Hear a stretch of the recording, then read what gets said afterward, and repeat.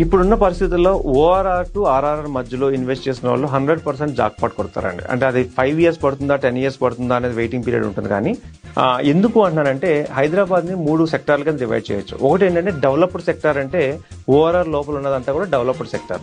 ORR బయట ఉన్నదంతా కూడా డెవలపింగ్ సెక్టార్ అంటాం దాన్ని. అంటే డెవలప్ అవుతూ ఉంది. తర్వాత అప్కమింగ్ డెవలప్మెంట్ వచ్చే సెక్టార్ వచ్చేసి రీజనల్ రింగ్ రోడ్ అవతల ఉంటుంది.